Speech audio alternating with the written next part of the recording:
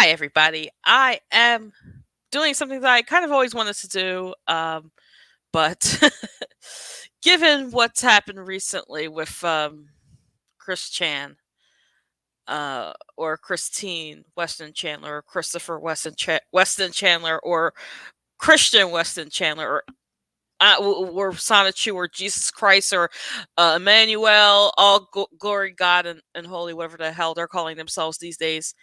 I kind of want to react to Geno Samuel's documentary. Now I believe it's 59 or 49 part documentary, so I will be going through it as much as possible. Oh yeah, and also I just want to make reference to the pronouns of this individual, who is quite literally I'm going to bleep myself out, a I I'm just gonna use they them, but occasionally I'll slip and use she or they or him or he him because I'm human and whatever. It happens. It happens. I'm not here to get canceled, but if I do get canceled, then this disclaimer was right here in the beginning. So anyway, that being said, I'm gonna get started. Let me just try this thing out real quick.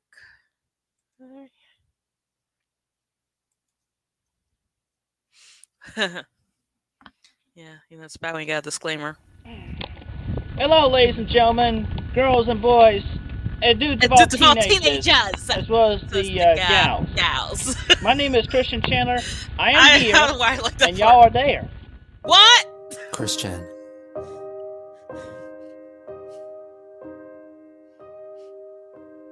Arguably the most documented person in history. Yeah, how the hell did that happen? His antics have been witnessed by millions, with many always keeping a close eye on him. I'm sorry, waiting to see what he does next. Creeps me out. Because all you do is make me feel sad and depressed.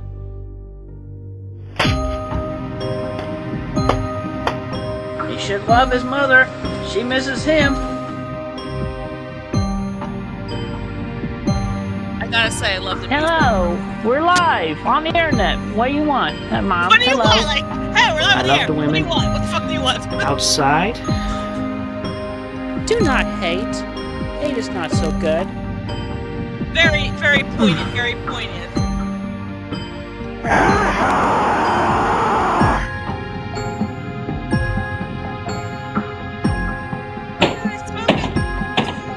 On the PlayStation.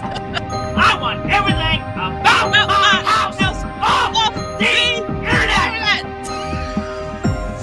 Don't call anyone. What? I'm Master Shake. What are you gonna do about it? Oh, you Yeah, whatever. for me. Here for that, I'm sorry. Or that either. What made him this way? What is the attraction? What keeps us fascinated? I used to love Walden books. This is the story, of Chris Chan. You can tell I watched this before. But I don't. There are parts that I'm missing. I'm missing them. I don't remember some of this part. I think I remember the first part being not as interesting as the others. But not saying that Geno's. Christopher Weston Chandler was born on February 24th, 1982, in Charlottesville, Virginia, to parents Bob, aged 54, and Barbara, 40. Commonwealth. Bob had worked in the engineering field for Western Electric and later General Electric. The family held Bob's life accomplishments very proudly, as he had at least 7 patents to his name, including mechanisms used in the production of Kleenex and molding of plastic water containers. I just gotta say, I always found that really cool about Robert Chandler, like that he invented things. Like that's a rarity. That's a rarity to me. It is, as somebody who doesn't have anybody in their family who's invented things. So, but I always like that fun fact about Robert Chandler. Bob was very world conscious and was an avid collector of stamps since a very young age. Later in life, he developed a love for music, especially foreign music. He eventually amassed a collection of over 10,000 vinyl records. He had a son and daughter from a previous marriage. the relationships with whom were strained to say the least. Barbara. Now that's is one of them. Isn't one of them the dentist or one of the or a doctor or something? I remember hearing about that because I know Barb has Cole Smithy, but I know that there's like I know that like Chris tried to move in with a family like one of their siblings, but yeah, we all know why. We all know why. Barbara was a secretary with Virginia Power. She had a habit of hoarding her belongings and was an emotionally abusive person, which convinced her then 17-year-old son, Cole Smithy, to seek independence and live life on his own. Okay, but why does that picture of Cole look like look like a band photo, a band album for freaking for like I'm like some Pearl Jam or some shit. I don't know. I don't know. So when Chris came along, Bob and Barb got a chance to start anew. The new family started their new life in their humble Ruckersville home. Chris later claimed that at around 2 months of age, he uttered his first word, monkey. I like that Geno puts like monkey. It's like monkey. It's monkey. The first word was monkey. Sure, my first word was mom. It didn't take long for the parents to see that Chris wasn't quite like most other babies. The first signs of his autism could be witnessed in 1983. Despite his condition being congenital, he had stated that his autism was brought about by one particularly traumatic event when he was 18 months old. A babysitter named Roach, or Roach, would look after baby Christopher whenever his parents would go out in the evenings. One of these nights, Chris inadvertently infuriated her, and she locked him in a room filled with toys, in the dark, alone. This would prove so traumatic that he refused to speak for the next 6 years. I always wanted to say something about that. So I used to babysit, and that would never happen under my watch. If a kid was getting on my nerves, then then it's up to the responsibility of the babysitter to see what's wrong with the kid, or for do the needs of the kid. Now, of course, this was in the 80s, so things were a little different, and I babysat in the last decade. So but still, that's not cool what that babysitter did. Even if it did kind of I guess exacerbated his their autism. That's still not cool. It's akin to when you're like the Tom and Jerry cartoons where where the babysitter will just always be on her phone and always be blaming Tom and Jerry for the for they say for the baby getting out of control when really she's on the phone all the time using up the bit. We're going to talk about Christian. Even though he sees this event as the source of all his troubles, he does not blame his parents for keeping Roach as his babysitter, for they did not know better. But no, because they couldn't talk at this point. I don't know. I personally would lay some of the blame on Robert and Barb, but also I don't know. It's hard for me to say because I wasn't there. So, but just my Monday night quarterback opinion. I would have maybe not had that babysitter anymore. Virginia is a moderately big state, so they're up and wherever they live. What was it, Charlottesville or Ruckersville, wherever I am? I always get the two confused. They should have just gotten another babysitter. Despite living out his childhood as a mute, Chris was anything but quiet.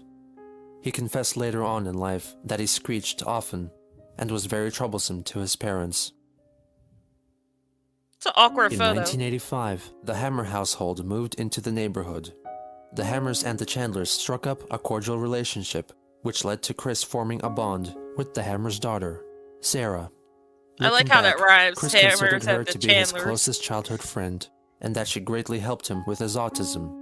However, from what is known of their relationship, It is also likely that she took advantage of Chris's innocence and trust, and may be seen more as a bully than a friend. For example, she once told him that Casper the Friendly Ghost was hiding under her house. Naturally, Chris crawled into the hammer's crawl space to find him, only to find spiderwebs, bugs, and dirt instead. Sarah locked him in.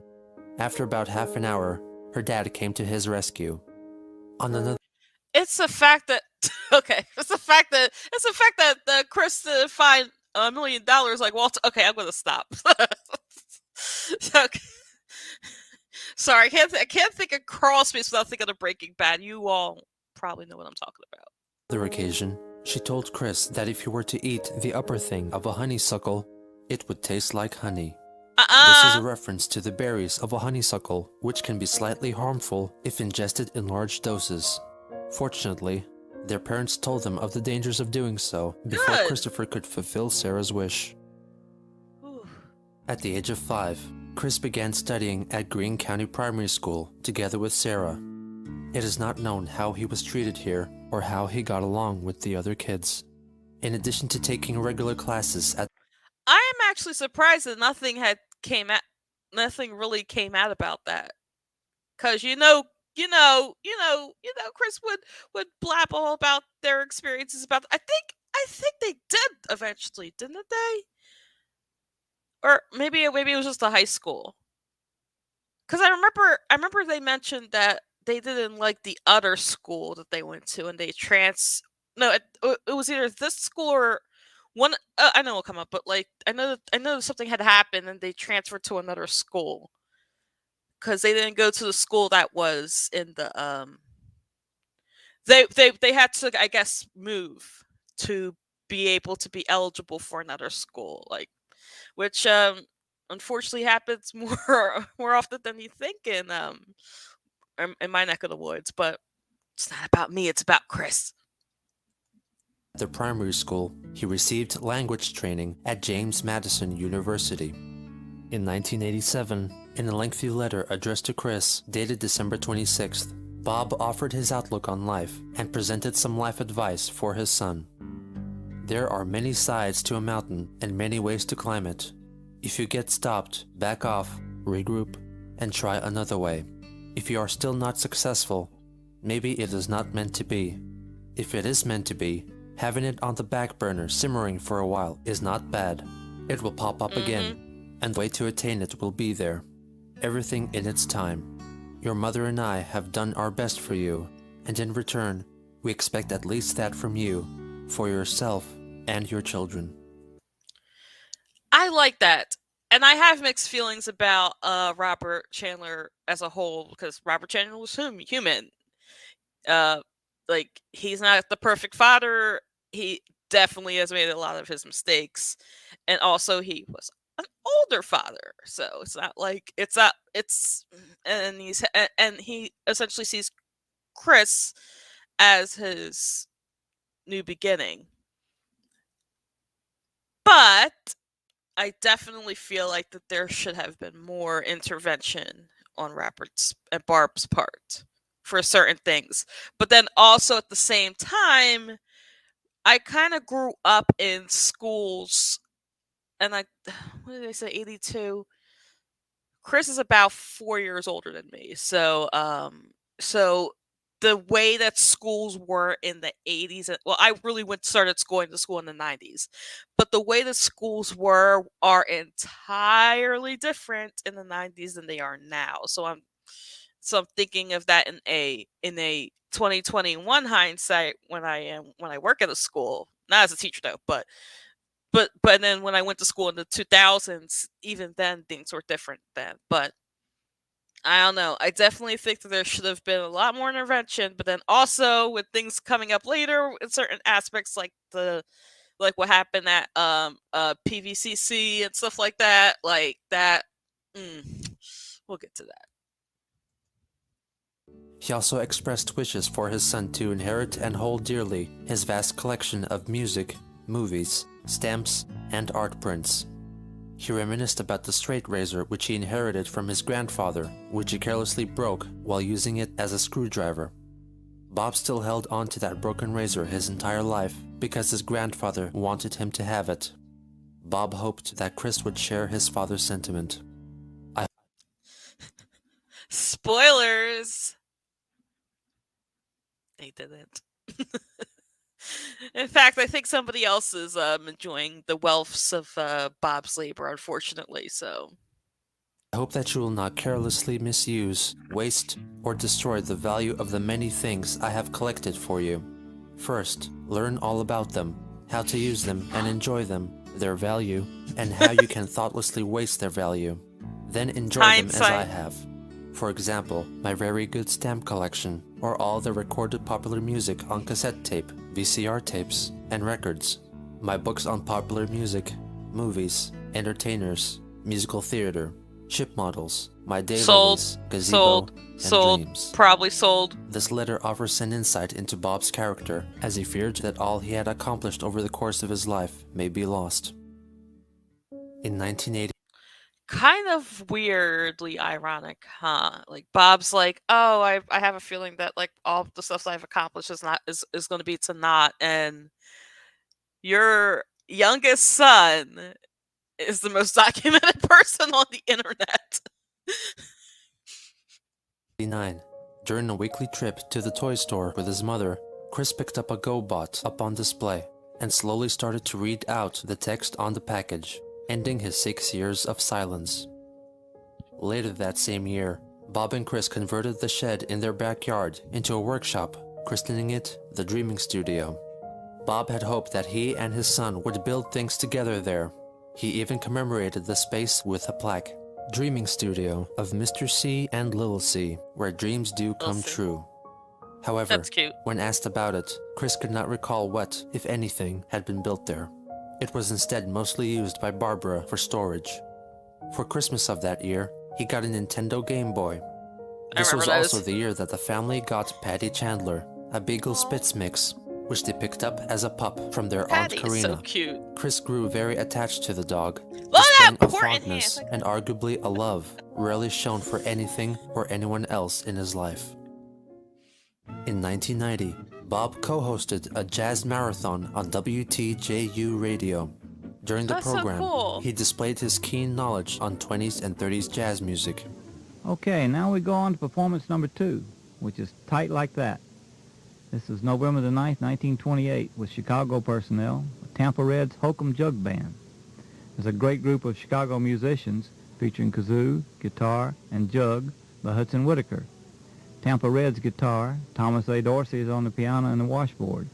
Frankie Half-Pint Jackson vocals interact to make this a great session. Listen for some very good kazoo and jugs, and notice how Half-Pint Jackson laughs like scat singing. Very unusual.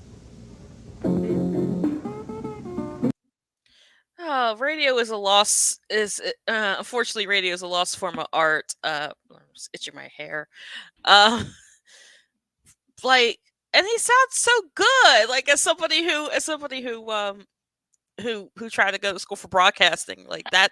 Like he sounds so good. Like I wouldn't want him doing Quiet Storm though. That Bob, stay away from Quiet Storm. You're not about Quiet Storm. That's for our people. Our people, we do Quiet Storm. You do your hunky tonky jazz. 1990 also marked the last year of Chris's tenure at Greene County Primary School. For his 4th grade studies, he transferred to Nathaniel Greene Elementary School. It was here where he allegedly had very...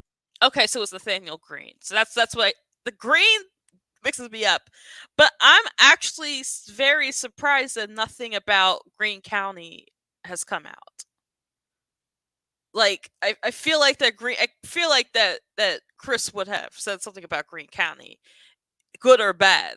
That would have, like, I'm actually surprised about that. That's the one thing that just surprises me about Chris Chan. Very distressing experiences. He asserts that the staff at the school didn't know how to handle autistic children and treated him cruelly. Chris contends that 5 members of staff abused him by pinning him down to the ground, holding his wrists and ankles, and audiotaping his cries.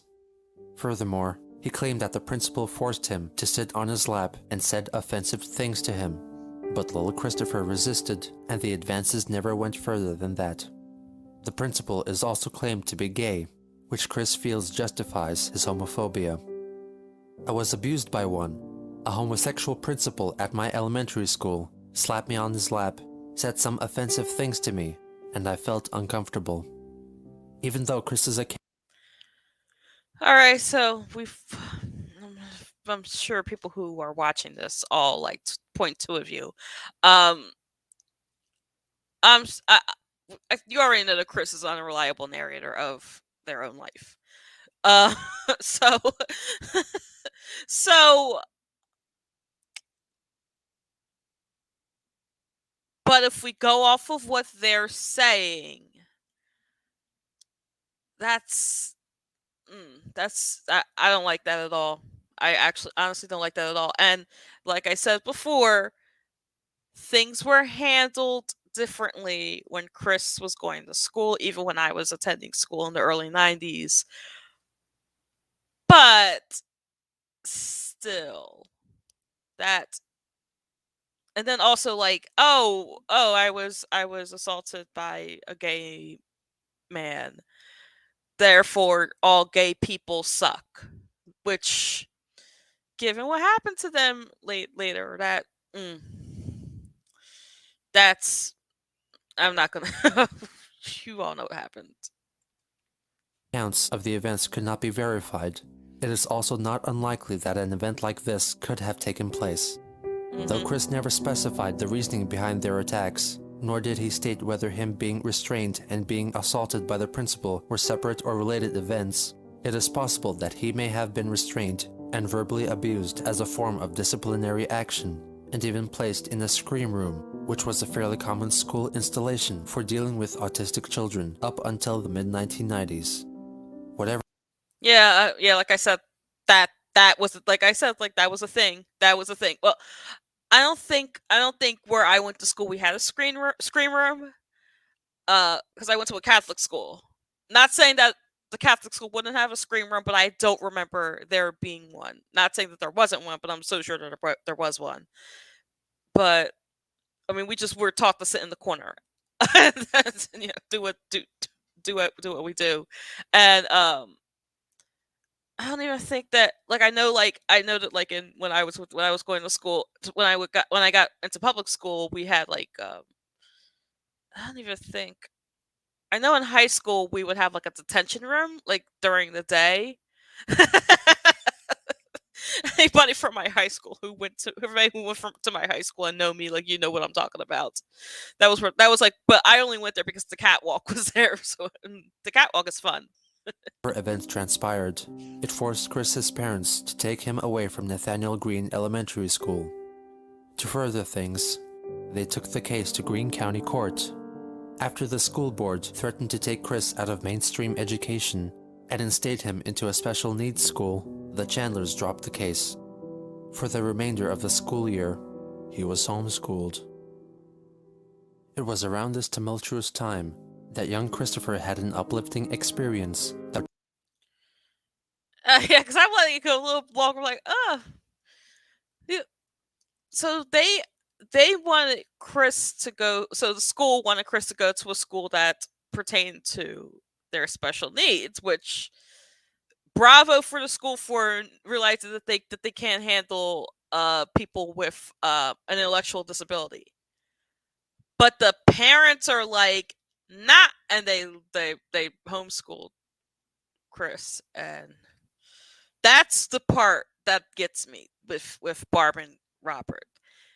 If they would have intervened when Nathaniel Green the Nathaniel Green school said to put them in a more specialized program, this probably all wouldn't have happened.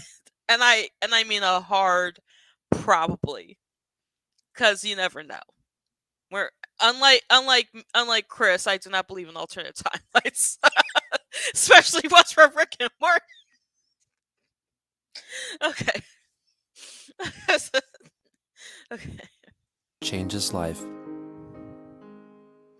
During a shopping trip in Richmond, possibly in December 1992, But in other accounts, he stated that it was 1989 he came across the Leonard Bernstein Symphony Orchestra, a show comprised of animatronic characters that is held around Christmas time at the Regency Square shopping mall. The conductor, Leonard Bernstein, is made to be fully interactive with his audience with the help of a human controller behind the scenes. On this blessed day, the turnout for the show was weak, so Chris got extra attention from the bear. When Leonard asked him his name, the person controlling the animatronic misheard it and answered back, calling him Christian. The boy took this as a profound sign and felt that he should be called Christian. All glory to the power of the holy bear. That would never happen at the mall near me, though. Like, that would never happen. That would never happen, because that mall, that even today, like the mall that's in my county is packed. That would never happen. I'm like, oh, we get extra attention. Oh man. The conductor got my name wrong, but my name should be Christian, right? Oh, Lord. In order for Chris to continue with formal education, Bob and Chris moved to Chesterfield County, while Barbara remained in the family house in Ruckersville with Patty, so she could keep working. Christian enrolled in Providence Middle School in Richmond. He looked back fondly over his time here, giving special credit to his teacher Virginia Sanford. She was the most influential teacher in my life. During my years at Providence Middle School, she taught me better social skills, how to better cope with other people, bullies, and life. Yeah, but they did shit about it, huh? With a positive and fun tomboyish attitude, she was a teacher any child would be most proud to look up to and be taught by. She looks like she could be a good teacher too. Like that, like you could I could just tell that was a good teacher. That she was a good teacher. Wow, I can't talk tonight. You could just tell. It's one of those things where like a teacher kind of gives like off a little bit of like to me, like that they're a good teacher. He also forged a friendship with Natasha Turner, a girl a few years older than him. He lost romantic interest in her when he saw her smoking. They would often hang out together at the bus stop. He would sometimes give her money on behalf of his father for her friendship and attention. Chris would later realize that Natasha was, in a sense, a friend with benefits. I didn't realize in this photo that he has... Sorry, that... you know what? I slipped up. That Chris has a Simpsons shirt on, but... Let me guess, Natasha got paid. She would stay with him and be friendly in exchange for a monetary reward from Bob. Boom! Bob knew that his son had little hope in forming true friendships otherwise. The Adventures of Sonic the Hedgehog, the cool new TV show, is on the air. In the fall of... I actually remember this contest.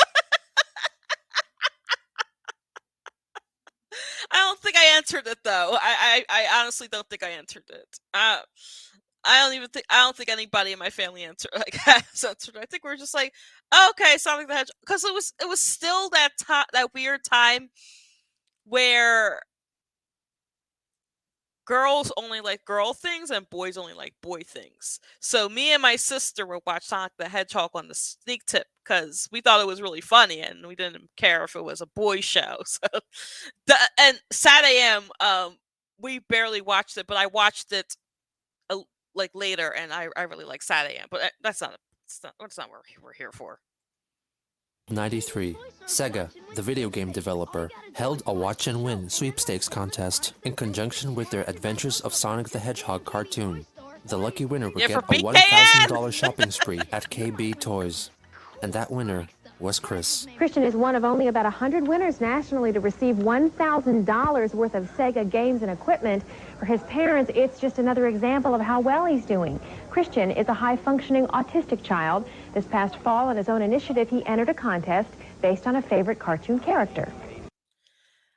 I kind of like the fact that this is a fluff piece. Yes, that's what it's called. It's called a fluff piece. I like that they're just like, oh well, somebody locally won this contest, and they're autistic, and that means that they're doing well. I like that this is that kind of thing that you put at the end of the news and that sort of thing, and that I find that really cool. What I don't find cool is the fact that this is going to lead to not poor. It's going to lead to Homeboy being like trying to be in everybody's media. Oh no! This is the beginning. I had to do was exactly what Sonic the Hedgehog cartoon, and I'd listen to what Sonic says at the end of it, and write it down for a whole week, and then I had to mail it in, and I had to be drawn out of a hat, and I just won. And Christian's father says it only takes a few hours for him to master an electronic game and then move on to another. I can't master any of them. That's it for now.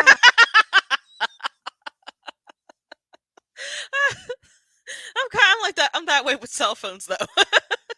I mean, I can't master it, but I can get it to work and know where all the stuff is. Like, hand me a cell phone, and I will figure out a cell phone for you. That's why I like the reporter. She was like, I can't figure out anything. God damn. This is the first of many competitions that he entered during his life, and has cemented itself as a likely key reinforcer to his future sense of entitlement. On December 29th, 1993, the Richmond Times-Dispatch published an article about Christian's magical encounter with Leonard Bernstein, entitled, "It Took a Talking Bear to Give the Name a Young Boy Loves." I'm sorry, that sounds like the title to a BuzzFeed quiz. like a BuzzFeed article. a talking bear. A talking bear at a mall gave my son his real name. My story. Oh God. All right, let me stop. The boy's father recounts the events of the day.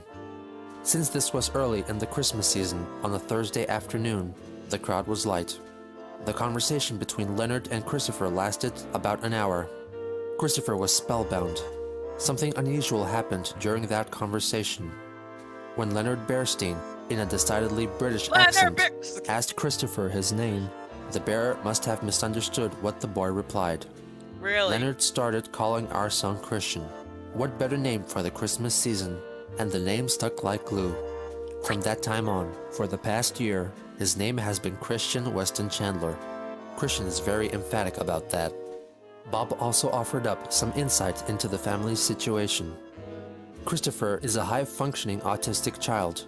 While intellectually, his age level is 12 or 13, socially, he is around age 7 or 8. He has some behavior problems with his peers and relates better with children a few years younger than him. The Greene County school system was not equipped to teach an autistic child, Mr. Chandler said. The Chesterfield County school system has accepted him with open arms. The article also mentions that Bob had I like that subtle, like, oh well, this other school were bitches, but the other school, chef's fucking kiss. Originally wanted to name his son Christian, but had chickened out. It is unclear what scared him off from naming his child Christian. In any case, I was gonna say probably Barb, but I mean... following year, the boy had his name legally changed to Christian Weston Chandler. In the spring of '96, Barbara retired from her secretarial position at Virginia Power and moved in with Bob and Chris, reuniting the boy with Patty the dog. In late spring, Chris graduated from Providence Middle School. As a parting gift, Mrs. Sanford wrote a personal, touching, and prophetic letter to Chris. Okay, I'm just gonna let the letter read, and then I'll give my opinion on it. I don't want to just talk over it.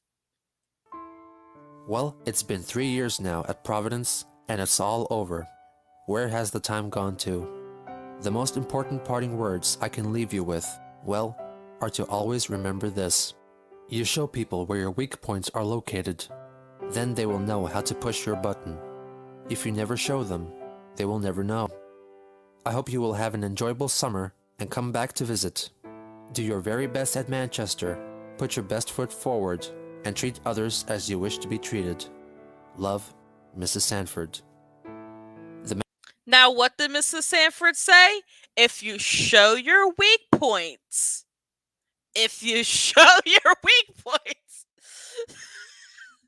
people will be able to push them and prod them and do whatever they want. They troll you and everything like that. But did you listen to Miss Sanford? Did you? Does somebody have their own little website documenting their whole lives because you didn't follow that advice? Maybe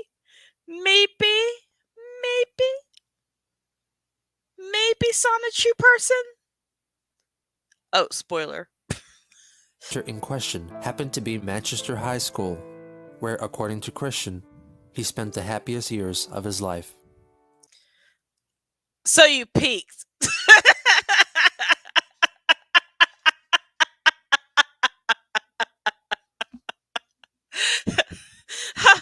I feel bad. Actually, no, I don't, because they screwed their mother. So I don't feel bad making fun of Chris at this point. They're in jail, so yeah. Over the course of 4 semesters, he studied Spanish, of which he has a very loose grasp. For class assignments, he adopted a Spanish name, Ricardo, a common practice for students in order to better get into character and the culture of the language. What was mine? Because Angel, I can't have that name in Spanish because that's for men. I think I was Angela. I think I was just the female version of Angela.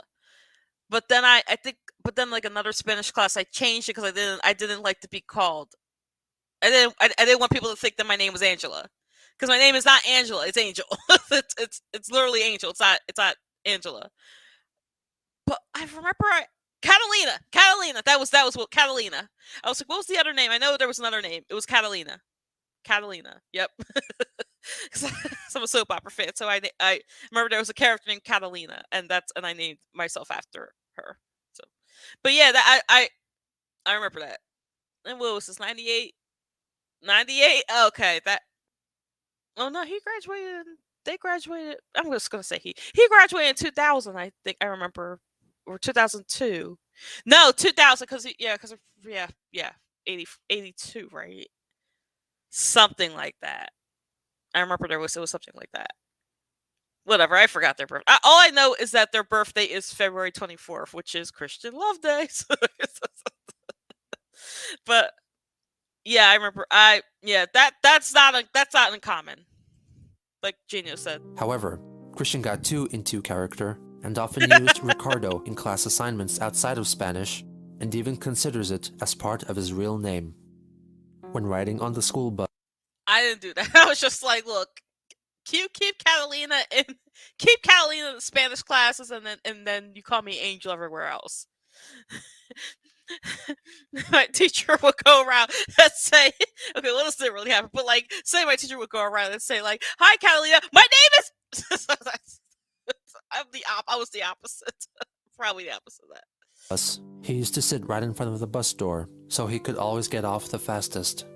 However, during his freshman year, he got into an altercation with another boy who wanted to be off the bus first. He punched Christian in the face, knocking his glasses off. In order to resolve the issue, Chris was forced to take the special ed bus to school from then on, which deeply affected him. He always felt very uncomfortable associating with others whom he called slow in the minds. Yeah. I'm not talking about the short bus. The short bus is what they call it, or what they called it back in my day. And that you only are on the short bus for 2 reasons. The one reason would be if you're in kindergarten, because kindergarten was separate. Like in my school district was a separate thing. like a separate thing from like it's like a separate entity. You've kindergartners and people first grade to 6th grade could not be together. I think that's still the case now. And then of course the short bus. So so if you're not in kindergarten and you're put on the short bus, that's a very bad connotation, at least in the late 90s when I was going to school and early 2000s when I was going to school. So I understand it, but at the same time, I kind of feel like that was I understand, but I mean, I understand the negative connotation, but at the same time, Chris does not think Chris thinks that he's better than everybody, especially when we get to the part about I think it was Asperchu. That's where it's obvious with the whole I'm higher on the spectrum and I'm better than you, which look, I don't care where you are in the spectrum. I think no, they changed it, so I can't. They changed the whole thing, like to me. So I'm still getting used to it, but I do have autism. I think they call it low needs now. But I'm just gonna but to make things easier for myself because this is what I'm accustomed to. I'm high functioning what used to be called Asperger's. So certain YouTubers call themselves Aspie, like that sort of thing. But with Asperger's, like I have Asperger's. So or yeah, because I think now it's just all under the autism spectrum disorder umbrella. Well, I guess it'll be a line, I guess. But I call it an umbrella because it's umbrellas are pretty. But but yeah, that like I really don't like when people are like, oh well, you're mentally ill and you're but I'm better than you because I'm not as mentally ill. It's weird. It's like a weird. I can't think of the name of it. It's like a something. You see the motion I'm doing. It's like that. I ended up with this really worse off mentally challenged person who could hardly ever speak other than That boy bopped me on the back of the head for his own laughs. The special ed teacher who rode on the bus talked with his brother about it, and he kept him from bopping me. But having to put up with his nonsensical slur talk was still just as cringy and horrifying. Ugh. I don't like that. Among his other activities, I don't like that. Like I said before, I really don't like. I don't like that. I don't like that. I really don't like. That's. I wouldn't even say it's narcissistic because I'm not a health professional, but that is very off-putting, and Chris Chan should be ashamed of himself. He served as a water boy and allegedly a manager for the school basketball team, the Manchester Lancers, along with Joseph Herring, one of Christian's only male friends.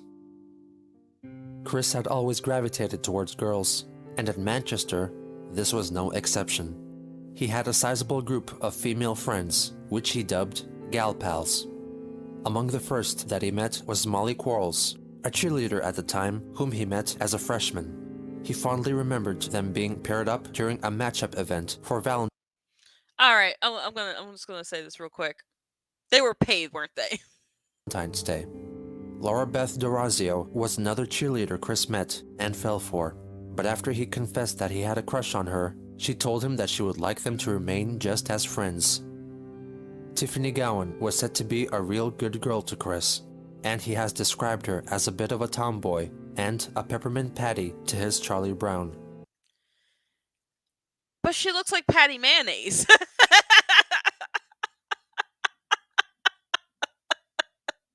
She kind of reminds me of Patty Mayonnaise, aka Yoko Jones from Orange is the New Black. Tiffany seems like a good person too. But she has like that Patty Mayonnaise kind of look. Kelly Andes was his biggest crush, that's a nice picture. And says they were high school sweethearts, even though they were never in an actual relationship together. I remember Sarah those Bevel photos. was in the same chemistry class along with Kelly and Chris. Sarah had a boyfriend at the time, and Chris watched them interact, hoping to experience that kind of relationship one day. Who takes It their was photos? fun to just Like... watch them flirt with each other. I could have learned from that, but my autism and normal social phobias held me back then. Miranda Mitchell was the big brain in his circle of friends I had and a shared shirt like computer that. graphics class with Christian.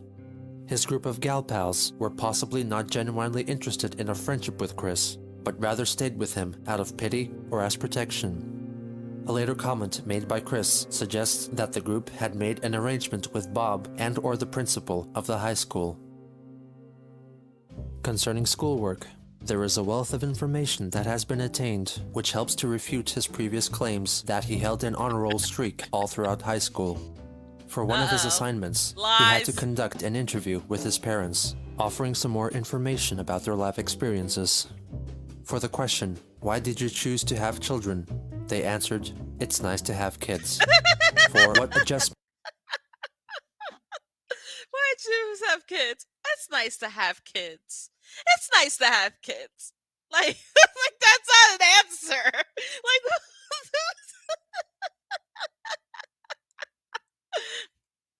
did you have to make after your first child arrived? They answered, "Laughter from 4 kids and 3 situations." oh my god.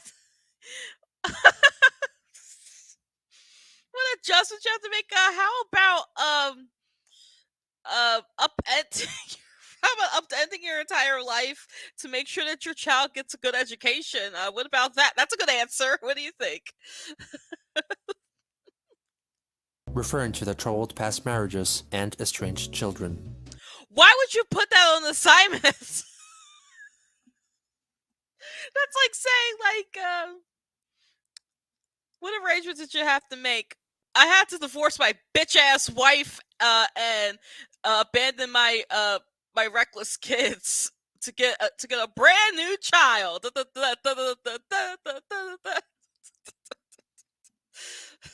fuck? Interestingly, when asked about what has been the hardest part about parenting, the answer was dealing with the school system. Girl, same.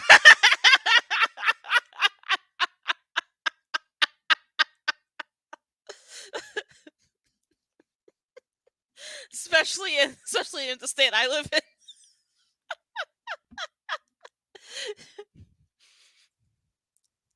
In another assignment concerning families, Chris inserted mathematical equations into his definitions, making them hard to read and understand. For example, he defined a nuclear family as a mother, father, and X is more than or equal to 1 child sharing the same household. I am terrible at math, but even I know that this is not right. He also described adoption as a right to raise a child who is biologically their own. Christian took... Wait, hold on. Let me read that one more time. Dealing with the school system. In another assignment concerning families, Chris inserted mathematical equations into his definitions, making them hard to read and understand. For example, he defined a nuclear family as a mother, father, and X is more than or equal to 1 child sharing the same household.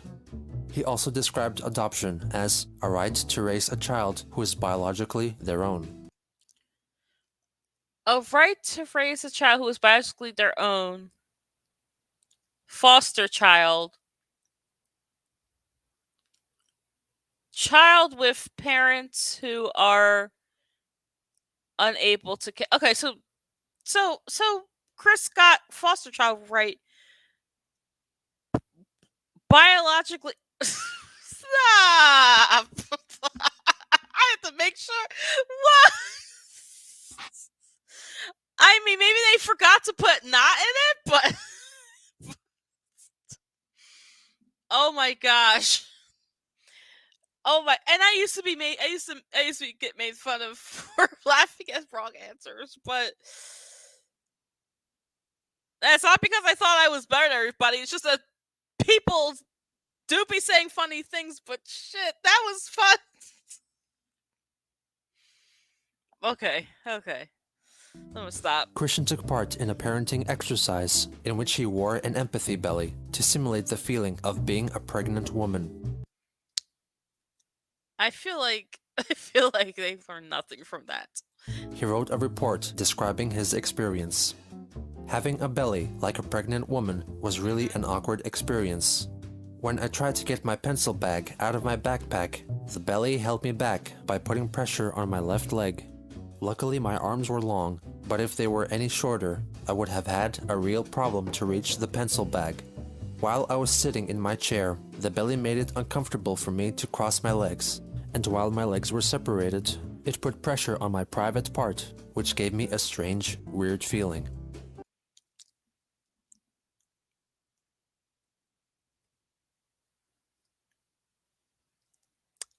I hate to break this to you, but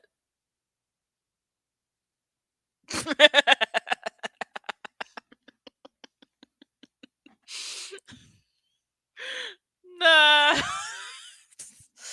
Yo.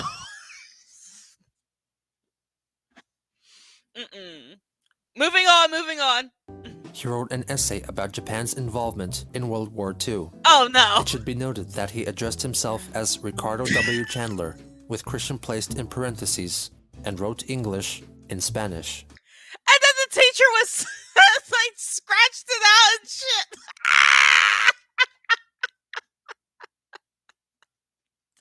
The teacher justly corrected this. According to Chris, the war was a very tragic event, with guns, insults, and yuck. He continues. The Japanese and Americans had deemed glowering at each other like boxers from opposite corners of a 5,000-mile ring, waiting for the bout to begin.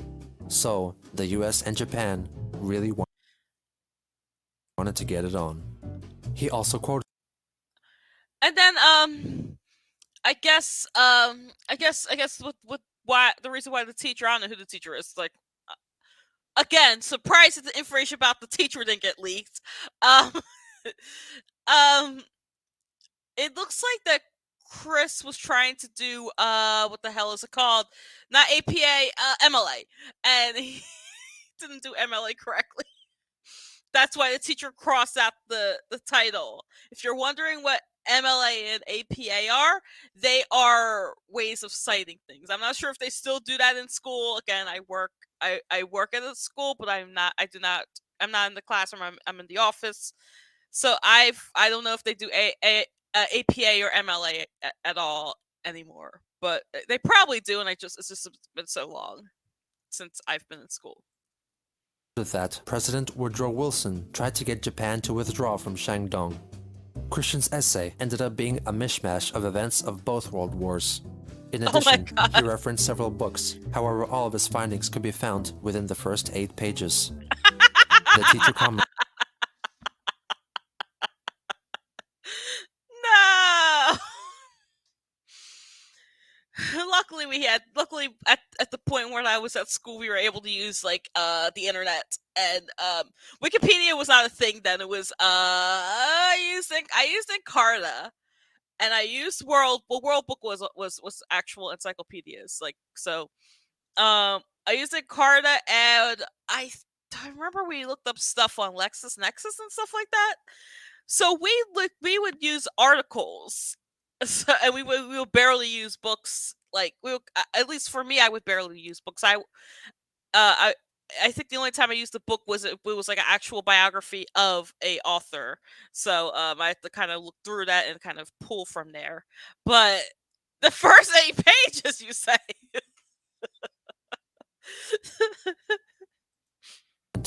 Restate thesis.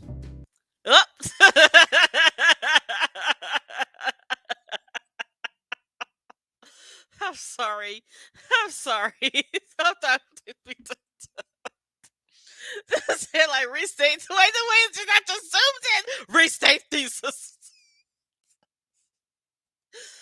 There is a page titled Warm Fuzzies for Christian W. Chandler, which most likely was a class activity in which the students wrote nice things to each other in order to promote acceptance. Ooh, I can't wait to see that. The messages left for Chris read very bland, such as, "I like your clothes," is a very funny and nice person. Okay, funny. You are a nice person. Nice watch. You tell great jokes.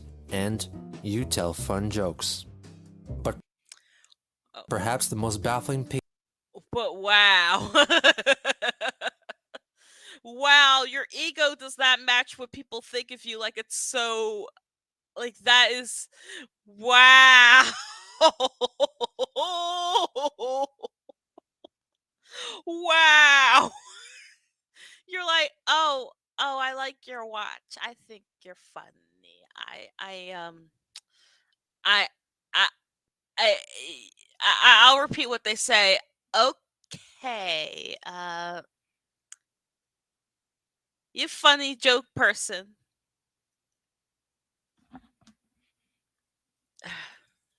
Piece of writing that there is on record is his 13 lucky writing tips, an Uh-oh. assignment for English class, in which he switches 4 tips in to what most closely resembles Spanish.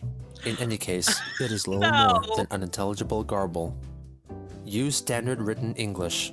Do not use contractions in formal writing. You must have a thesis statement in each essay. The thesis statement es el finale estancia de introductory paragrafe. All right, I'm laughing at this because it sounded like that. He just got bored with the assignment. It's just like, I can't stand this assignment. Let me write this in Spanish, make this all interesting. Hopefully, this gets me an A, but I don't give a shit. That's what that reads to me. Tu escribes de literatura. El thesis incluye el llama de author y llama de work. Los paragraphs soporte y relate que el thesis. Okay, that's Spanglish. Los paragraphs tienes el topic estancias hablan el unifying concepto de el paragraph. Los details support y relate a el topic estancia de paragraph. Necesitas los adecuate soporte details. Escribe el literature en presente tense. Necesitas 3 muchacho mirar de puente. Necesitas creas muy bien tu escribes creas sense y es muy logical. Cheques tu escribir muy carefully. Muy carefully. All right, let's see. Let's look at him grades. Oh,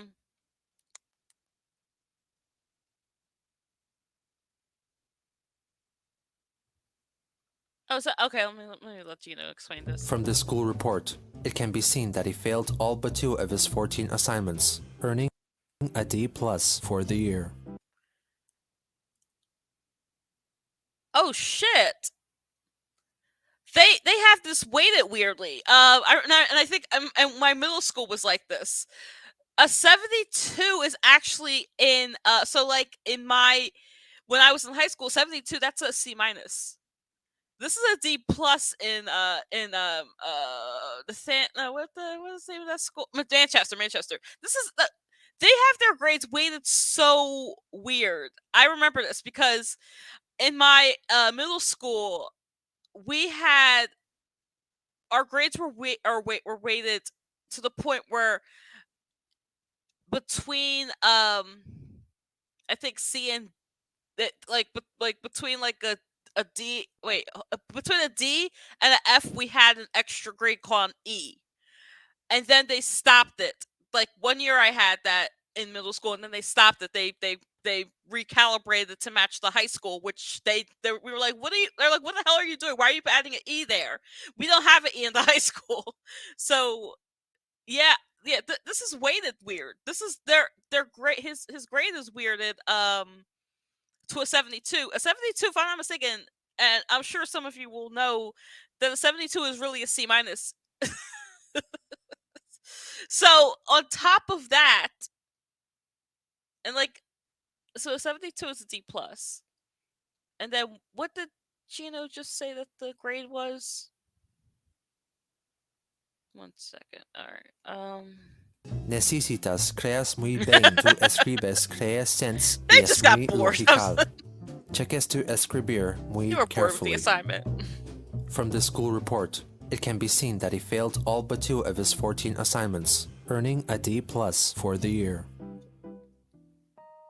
Yeah, a 78. So 70. So that there was a grade that said 72, but 78. That's not a D plus. That's a C plus. That's a C plus. Yeah.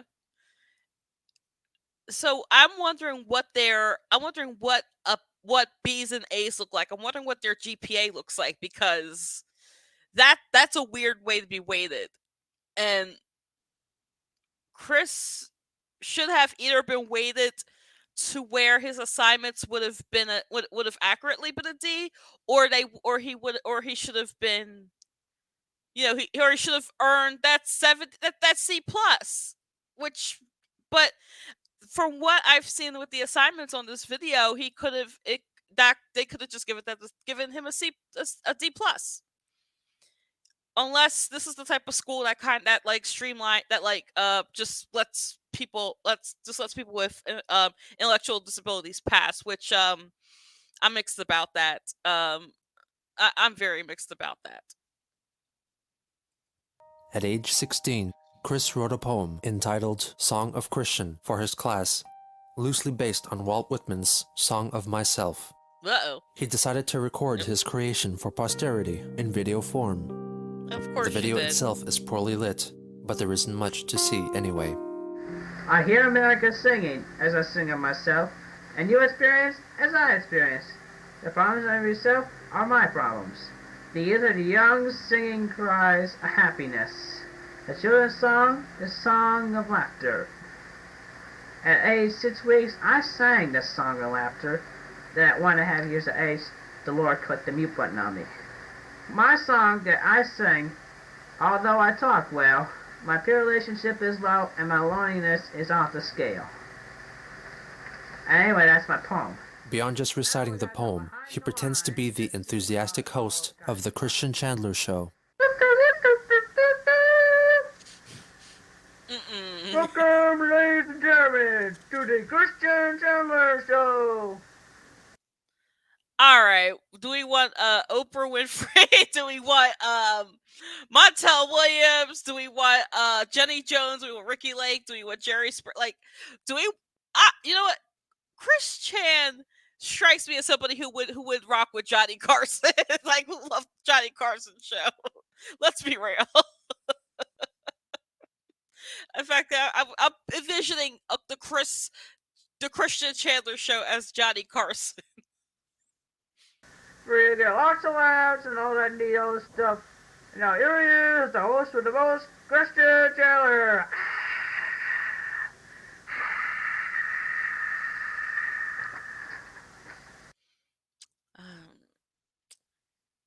Ed McMahon, you're not. Good evening, friends, and welcome to the Christian Chandler Show. I am your host, Christian Chandler. He then rambles on about his fascination with the Sonic the Hedgehog universe and talks about Bionic the Hedgehog, his first Sonic-related creation, which he came up with during basketball practice. And then I have science friend that helps, of course, Tails. Yeah, remember that from the BuzzFeed quiz about Christian. And Bionic, well, you heard rumors about Bionic. He's that Sonic's brother I made up myself, who's that very good basketball player and mechanic. I can tell you the background story on him. He proceeds to rant about receiving an F in English class. I see about that. That's about time I sign off. But before I go, I have just one thing to say to the teacher. An F in English class? You have got to be kidding me. I mean an F. I do not even know when was the last time I got an F. But if you, let's just be real, Chris. You do your assignments with Spanish in the middle of square in the middle of them, and you don't know how to formulate a thesis, and you get so bored with an assignment that you decide to I'm just gonna do Spanish in the middle of the thing, and then you use the first 8 pages. So yeah, you kind of deserve that F. In fact, I'm surprised that you got it. I'm surprised that you didn't get a D- with that weird grade system that you guys have. I mean, who knows? It could have been back in old Greene County. That stupid place. Eesh. That Greene County primary. Actually, it was a nice school, but then there came the Nathaniel Green Elementary. That's why I got the F.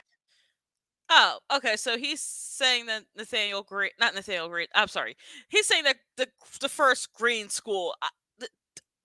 Trust me, these green schools are these green schools are not doing it for me because I'm getting confused. That first school, that the primary school he went to, that school, he just liked it, and there was really no reason to just. But I still want to know more. And then Nathaniel Green, of course, because. Anyway, then many years rolled by. Then you came along and gave me an F. I mean, I started off with an A, and you just lowered it. I'm getting. I'm going to say this to everybody watching this. A teacher does not have the power to lower a grade. It is up to the student. That being said, there may be certain a good portion of the time the teacher does not have the power to lower a grade. It's the student. It's the student. But there may be some cases where the teacher is a little petty. They may or may not like a student better than other things, and they may use their own judgment maybe to bump up a grade or lower a grade. Also, if a teacher is not doing their job well, you can blame that teacher for that as well. So like if they say like you're in math and you believe that the teacher doesn't teach math well, they don't help you. You try to get help for math as much as possible, and they still for whatever reason don't want to help you. Then that's squarely mostly on the teacher, because the students doing their due diligence to try and do better with the topic of math. But what this sounds like, as somebody who works at the school and who wants to be a teacher, this sounds like that Chris is not doing his due diligence to get an A and is squarely blaming the teacher. So this is not about lowering your grade, honey. This is about you not doing. This is about you putting your intellectual illness in front of to get ahead in life, and that's what's wrong with you, Chris Chan. You think that having autism will give you a free ride, and it doesn't, and that's why you're where you're at now. Sick and tired of this lower thing. What do you have against the handicapped children anyway? I mean, I know my handicap is autism, yeah, and I'm not afraid to admit it. And you, Mrs. Bird, I think that F is very disrespectful. I mean, I am very emotional about it. You don't sound like it, but again, you're not doing your due diligence, and you expect the world to be handed to you, and you got an F because you're not doing what you need to do to get an A. Anyway, it's time I sign off. Well, this has been the Christian Chandler Show. Bye. Around the same time, he made a series of stop-motion videos of races set in his Lego-made town called Quickville, based on his own initials. They were made with a Game Boy camera, which produced grainy, low-resolution grayscale photos, or, alternatively, low-quality stop-motion video. The awkward frame rate makes it difficult to discern what is actually going on, but it is important to note that all the racers are named either after pop culture characters that Christian idolized, or people he knew in real life. This is the earliest account of Chris using people to play out his fantasies. Wait, no, Dexter would be a thing yet. The biggest trend in kids' toys. Wait, Dexter's Laboratory, I forgot that was a thing. Yes, Dexter's Laboratory. I'm so sure he watched Dexter's Laboratory. History, it's multi-billion dollar. Pokemon! Throughout the late 1990s, the Pokemon franchise was spreading across North America, with Chris keeping a keen eye on it. He began playing the trading card game and included illustrations of Pokemon characters in his Spanish homework. He also wrote a lengthy essay detailing how the Pokemon came into their Pokeballs, with which his teacher was very pleased.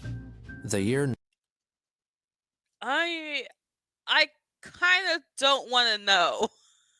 1999 marked the birth of his wall of originals. This was a designated portion of the wall which displayed Pokemon trading cards that Chris made himself. It featured original Pokemon, such as a female Pikachu called Chikachu and Plotistic, a plant which is autistic. Chris himself also appeared several times. We're not.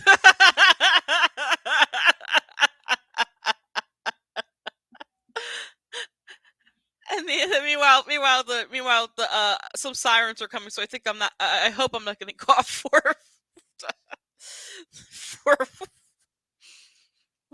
streaming about us. Okay. Yeah.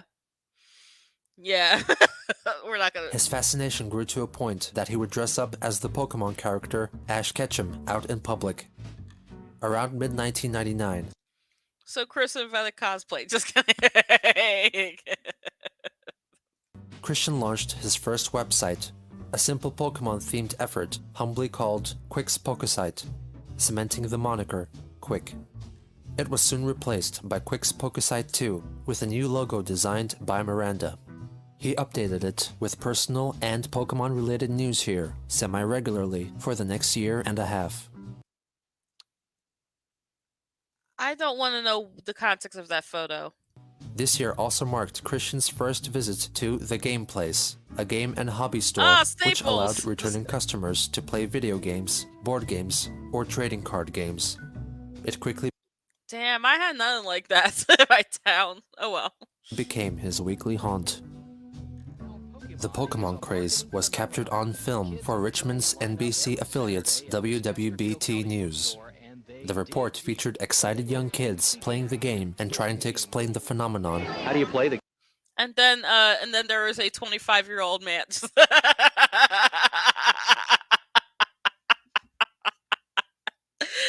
Okay, he's 18, but still. I can't explain it, it's too long. Their bewildered parents standing safe. witness. I'm watching and I still have no clue. Girl safe. And the 17-year-old Chris in action. I'll put out my Dragonair, even though it has 60 damage on it. Oh boy. I mean, I was joking about the fact that an older person is like playing Pokemon with kids, but he kind of looks like he's 25 in this. Now it has 3 energy on it. Slam attack. So if you had the time to tell me. To commemorate Valentine's Day of the year 2000, Christian wrote a Valentine's Day hymn, a free verse effort in which he reveals that he holds very traditional views on courtship and the predetermined rules of etiquette for men and women. But we all did in 2000 because that was the way it was. On a date, the man could not pay the bill, so his date slammed her door in his face. The man's coat over a puddle. The maiden walks. Then the man trips and pays the laundry bill. Under the moonlight, the couples of the world kiss. But unfortunately for a few, they are interrupted by their parents. He uploaded it onto his website.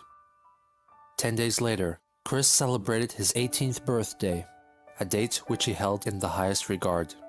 Among the guests in attendance were a handful of Christian's gal pals and his half-brother Cole. Nearly 3 years after the fact, he reminisced about the event. I will never forget my 18th birthday party. It was the best of the rest. The weekend before my real birthday, my mother and I prepared for the party I was going to host that day. We hung balloons and streamers, and we laid refreshments on the table. At the door was 4 of my high school amigas, and one of them brought a friend. We ate pepperoni pizza and drank Pepsi. It was great. As mother lit the candles, I was filling up with ecstasy. After I blew the candles, I was presented with a big jawbreaker from Kelly, an R.L. Stine novel from Sarah, a plain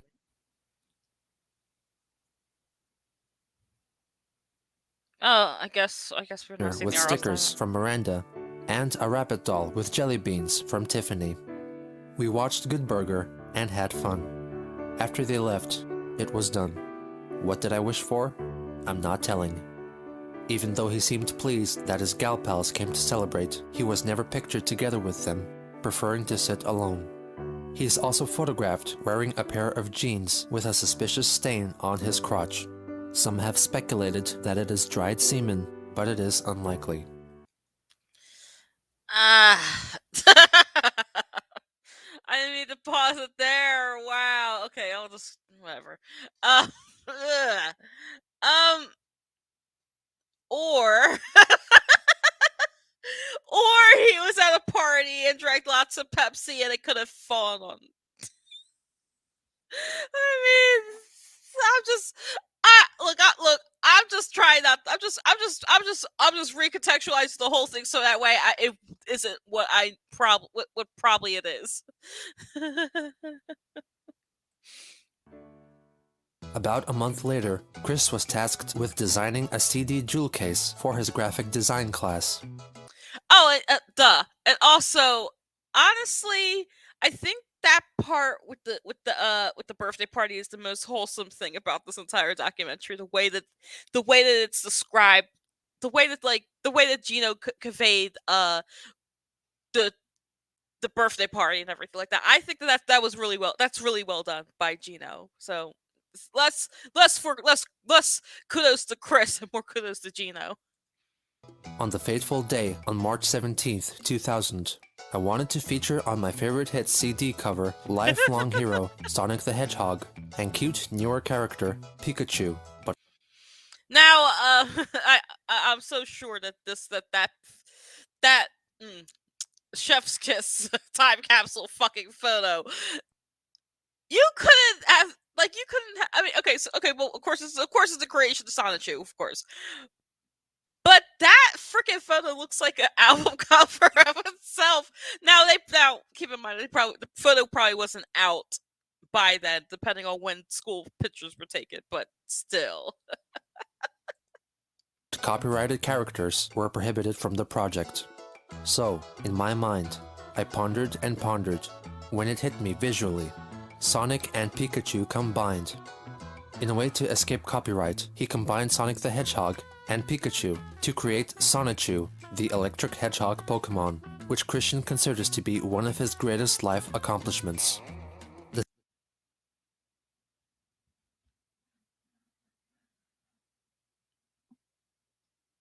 What in the Macromedia Photoshop is this?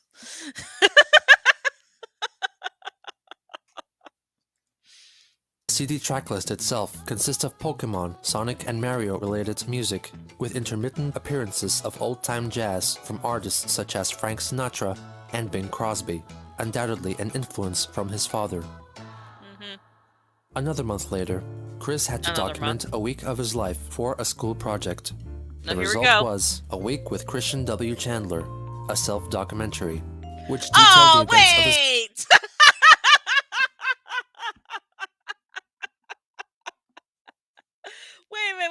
I just want to make sure I saw this correctly. I'm about to dox my own self. and Bing Crosby, undoubtedly an influence from his father. Another month later, Chris had to document a week of his life for a school project. That was my birthday!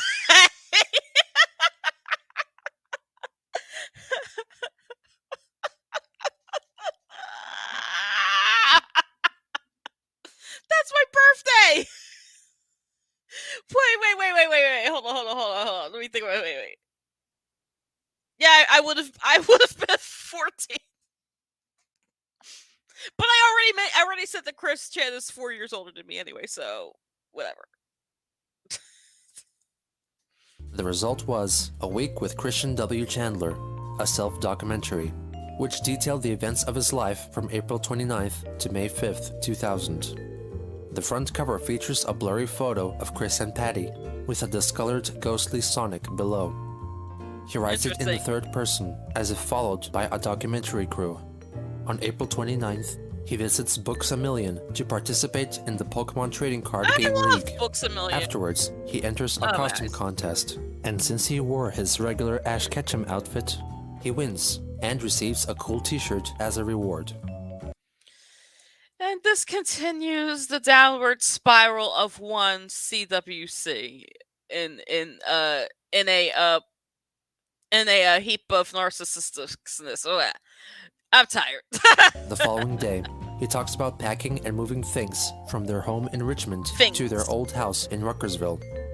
The next day, he goes to high school. He uses a tripod to help take pictures of himself. During class, Mr. Goss discussed the difference between Shakespeare's world and the real world of today. Christian rested his eyes after Mr. Goss's discussion and before the bell rang. Next, he had trigonometry. I'd hate to be Christian when his nerves kicked into action after waking up from a noddy snooze cruise, but I was. Next was computer graphics. It was great for him today, because he got to print his own CD cover. Next was Spanish too. He took a quiz today, but I think he feels confident in his work. So we didn't have computer graphics. Well, okay. I mean, we probably did, and I just didn't take it. But what I did have was an art class. I had art 4 years in high school, and I think on I think it was either the third year or the final year. I'm thinking if it was the teacher who I had, I think it was the final year. We learned Photoshop, and that was a lot of fun. So we did kind of have that, but keep in mind where I went to school. It's kind of low income area, so probably what we probably had the class, but it didn't kind of streamline until later because of funding, I guess. So I think I did have a typing class or something. Maybe well, I don't know. I don't think I think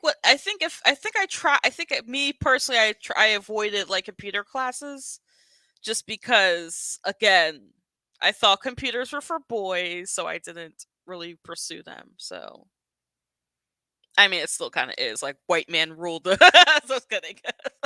White man rule tech. Simplify. And finally, after a hard, odd day, he rides home on a bus.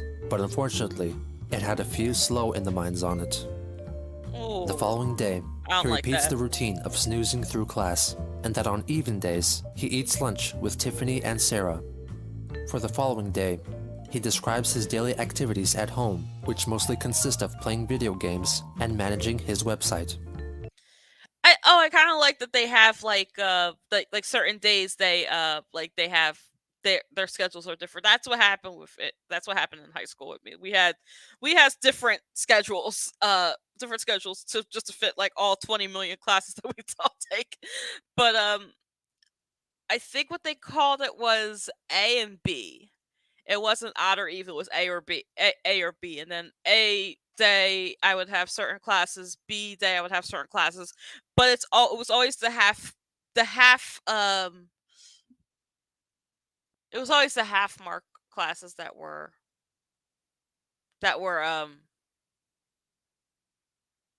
can't think of the word that were swapped out.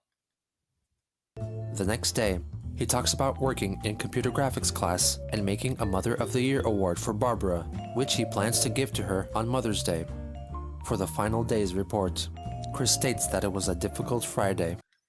Mother of the Year. Okay, we're just gonna skip over that part. Fast forward. One of his duties included taking part in a senior group photo. After the long wait for the pictures to be taken, being crowded like a sardine surrounded by immature teenage boys, and having the hot, hot sun shining down on him and everyone else, he went back to the shady entrance. After the photo shoot, Chris was picked up by his dad. And that...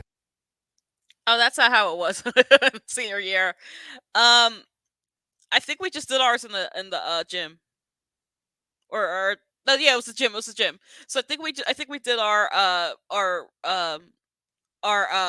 class photo, as you would, in the gym. We did that. Like that was a thing, but I cannot imagine doing that outside. That would have been nasty. I think I sat next to my friends, or maybe I was required to sit next to certain people, but I remember nothing about that photo.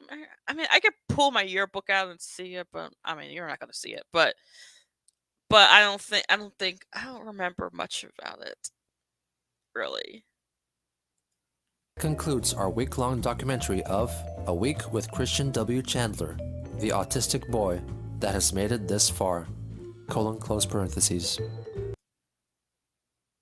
Oh, smiley face. Chris wouldn't pass up an opportunity to go to the senior prom, so he Never. did, bringing his mother along as a date. Even though Christian had labeled the set of photos as the senior prom, it is possible that it was some other social gathering, due to the fact that the event is held during the daytime. Looking No. I mean, okay, so wow, all right, I'm just gonna say this. It could be that. It could be like maybe a parents' night. I mean, parents, like kind of like a little shindig or something like that. Maybe in Virginia they're not like, they have certain laws and that sort of thing where like a prom wouldn't happen during night, whereas Pennsylvania we can have our proms during the night. Maybe but still I'm still kind of shocked that homeboy didn't go stag and brought his mom. I would that would get you talked about to this fucking day. In my high school, that would get you talked about to this day. I went stag, but I went with my friends, and within that friend group, a couple of them had dates, and a couple of us didn't. So, and we just went stag, and then and yeah, I had my I had my prom at the Philadelphia Zoo. So I don't like that. I don't like that. But the after prom was better. So back on the prom, he claimed that he was naive about dating, unlike the other students. Out of pity or out of genuine compassion, Tiffany asked Christian to dance. I hesitated at first, but she grabbed my hand and pulled me onto the dance floor. We danced for what felt like hours.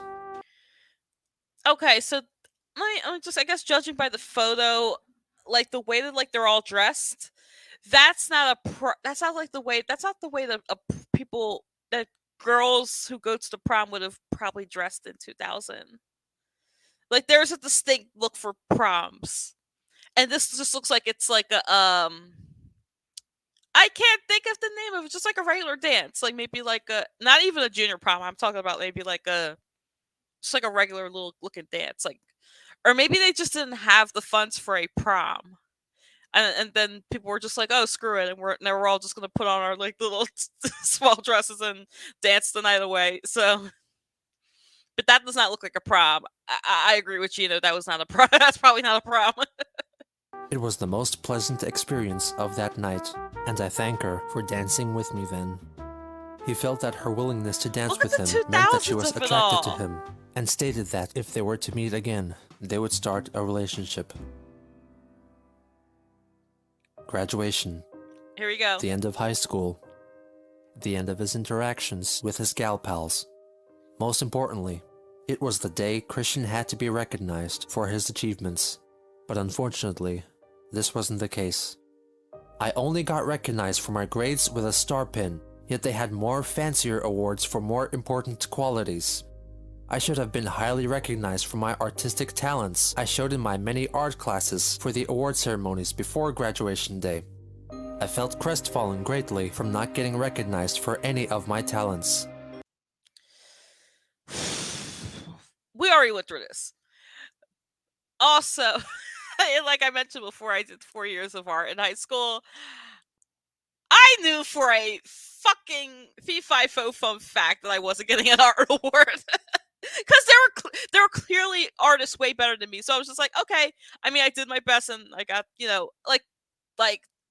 person who didn't win the art award was phenomenal. I think they still do art to this day, but I just can't find them. But I'm so sure they do art to this day. But it's not that serious when you really think about it. I mean, in my high school, homeboy valedictorian shouldn't have been our valedictorian because he plagiarized. So that's memorable, but I mean, I'm still talking about that like what years later, so nearly 20 years later. Wow, shit. But but yeah, that's yeah. I mean, I get why he's upset because I also know that Chris Chan thinks that he is the shit, and he really isn't. I excelled in math too, for the love of God. I was so jealous. I was a high-functioning autistic boy who came way beyond out of his social shell, only to get zilch, nada, zip, a big fat zero. I felt so devastated and out of sync. As a result of his heartbreak, he only went up on stage to receive his diploma without looking at anyone's face, nor shaking anyone's hand. After the ceremony was That's rude as fuck. I'm sorry. That is rude as fuck. Like, you didn't win an award. Okay, fine, whatever. And also, and then like also for context, in my high school, we had an award ceremony, and like a few days, like maybe a week to a few days before the actual ceremony occurred. So we all knew what our awards were. We we were given our awards, stuff like that. In fact, I won awards every year in high school, if I'm not mistaken. I think oh, my to-do list is getting updated, whatever. I won awards every single year in high school, and maybe not I think 9th and 10th grade I did or did. I know certain I know it was subject based, so like I didn't win all of them. It was just basically like, oh, best thing goes to this person, best thing goes to that person, like attendance awards, that sort of thing. So it wasn't it, and looking, I think maybe then I like I think people thought that I was upset that I didn't win any awards, but I just didn't care because it was just like, oh, okay, whatever. It's a piece of freaking paper. So to me, like, it's a piece of paper. Like, and that piece of paper, that pretty much hasn't gotten me really anywhere. So, but I just still find that rude. I find that so rude. Like, you didn't win an award. Okay, boo fucking who? You're like, boo fucking who? But this is the last time you see your principal. It's the last time you'll see like your friends. It's the last time like all of this happens and stuff like that. I'm sorry. I just find that rude. I shook the hand of the principal. I think I remember walking on the stage, and like one of my friends, still my friends to this day, was like, "We love you." So like, it was filming the graduation, so I think that could be heard on camera 20 years later. So depending on if they like converted, I don't know what happens to their stuff there, but that's rude. I'm sorry. I just find that to be so rude. Like, you didn't win an award, big fucking deal. Like, and I think I'm speaking this in 2021 eyes. That I still think it's rude. I'm sorry. Over, he found himself an unoccupied table, sat by it, and cried. Eventually, his mother and later Tiffany came to console him. His father would look back on this event with shame and anger for years to come. Christians. Why? Because your freaking son was rude as fuck? Or because you think that the school should have given him accolades because he was autistic? That's what I want to know. Time at high school is still thought of fondly by him, recalling his sweet memories of creating artistic projects for class and frequently hanging out with his gal pals, all of which were abruptly ended with that gloomy, rainy graduation. But with the end of high school came the promise of a new world in college. A chance for new friends, okay, new experiences, and the first steps to a brighter future. They ain't happening. Oh, I didn't mean this. Well, fuck it. It's not gonna happen. It's not going to happen. It ain't gonna happen. It ain't happening. 0% chance of a bright future. Ain't gonna happen. Thank you so much for watching, everybody. Look for part 2 in whenever I feel like it. Like, comment, subscribe, dislike, because I won't see the dislikes anyway. Have a good night, everybody, or good day, or good wherever the hell you are.